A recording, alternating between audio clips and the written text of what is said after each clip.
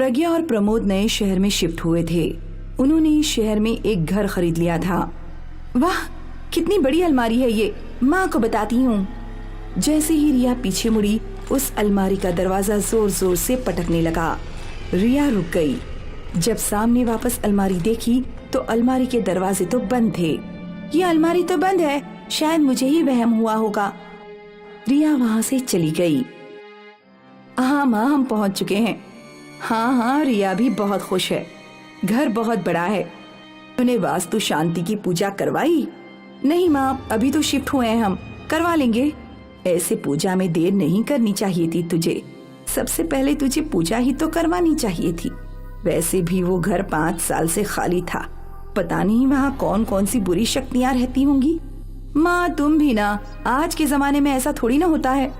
मुझे पता है तुम मेरी बात नहीं मानोगी, पर जल्द से जल्द पूजा करवा ले। ठीक है माँ।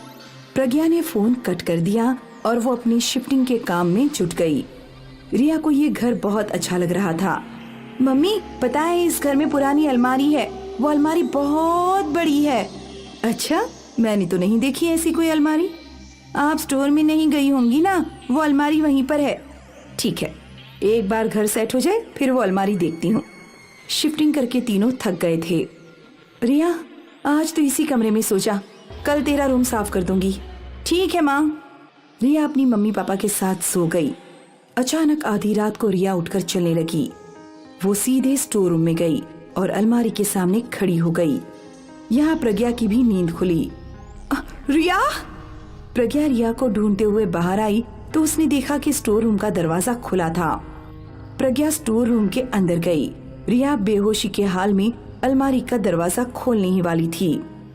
रिया! रिया! रिया को होश आया। मम्मी, मैं यहाँ कैसे आई? मुझे क्या पता, मैं तो तुझे ढूंढते हुए यहाँ आई, लेकिन मैं तो आपके साथ सो रही थी। हाँ, मैं भी तो वही कह रही हूँ। जाने दो, चलो। प्रज्ञा रिया को वापस अपने कमरे में ले गई। अगले दिन प्रज्ञा ने रात की ये बात प्रमोद को बताई। हो सकता है रिया को रात में चलने की बीमारी हो। अब तक तो नहीं थी, अचानक कहाँ से होगी? तो क्या हो सकता है? मुझे लगता है माँ ने जो बोला था, हमें वास्तु शांति की पूजा करवानी ही होगी। ठीक है, मैं आते वक्त पंडित जी से बात करके आता हूँ। आज प्रज्ञा स्टोर रूम में गई। वहाँ उसने वो अलमारी देखी। ये अलमारी काफी पुरानी लग रही है। प्रज्ञा ने अलमारी खोली। अरे, ये कैसी अलमारी है?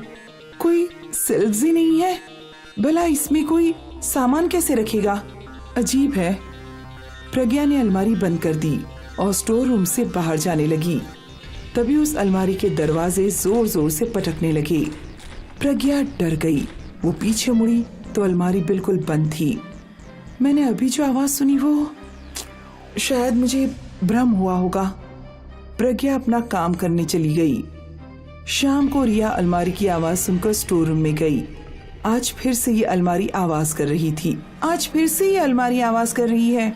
रिया ने जैसे ही अलमारी का दरवाजा खोला तो उसने देखा कि अलमारी के अंदर उसकी ही उम्र की एक लड़की थी। तुम कौन हो? नंदिनी। तुम यहाँ इस अलमारी में क्या कर रही हो? ये मेरा घर है।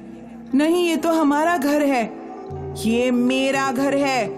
Mummy, mummy! प्रज्ञा वहां आई। क्या हुआ? मम्मी, ये लड़की कह रही है कि ये घर इसका है। कौन सी लड़की? कौन सी लड़की? कहाँ है लड़की? जब रिया ने अलमारी के अंदर देखा तो कोई नहीं था, पर अभी नंदिनी यहाँ थी। प्रज्ञा समझ गई कुछ तो गड़बड़ है।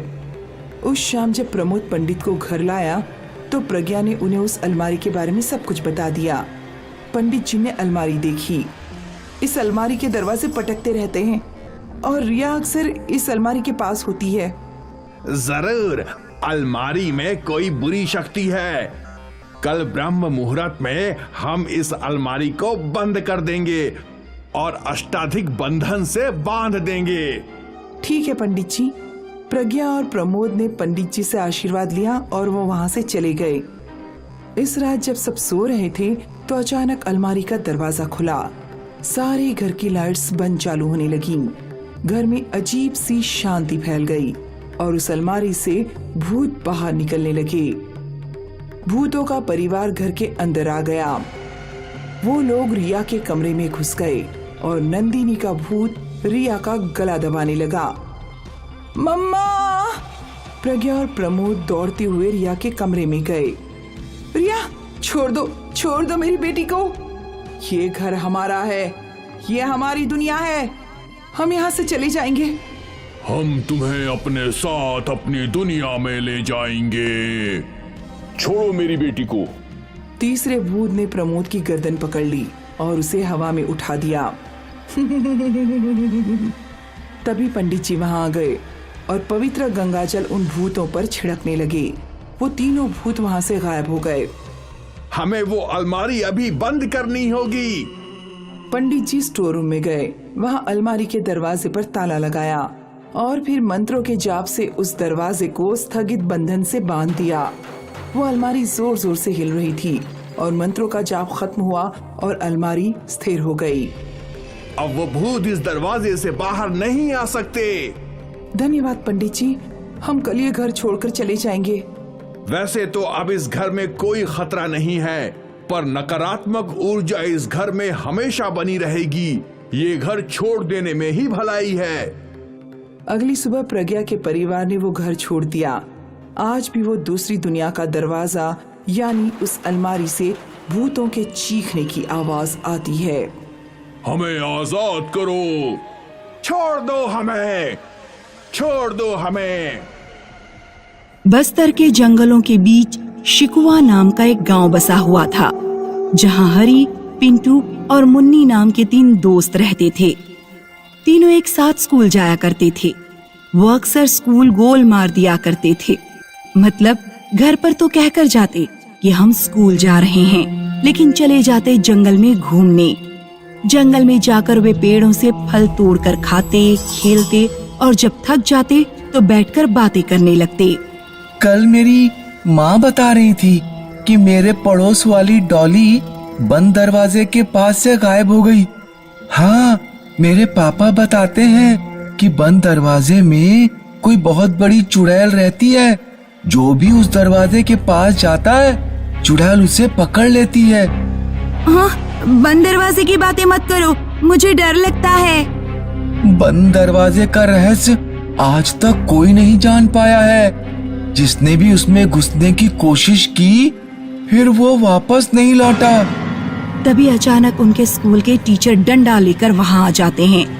अच्छा, तो तुम तीनों स्कूल गोल मार रहे हो, अभी बताता हूँ तुम्हें। हरी, पिंटू और मुन्नी टीचर के डर से वहाँ से भाग जाते हैं। टीचर उनके पीछे आता है। वे तीनों दौड़ते दौड़ते बंद दरवाजे के पास पहुँच जाते हैं। पिंटू ठोकर खाकर गिर पड़ता है। हरी और मुन्नी आगे निकल जाते हैं।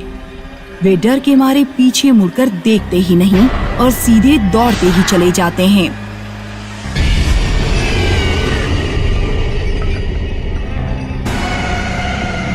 अगले दिन गांव में किसी औरत के रोने की आवाज सुनाई देने लगी।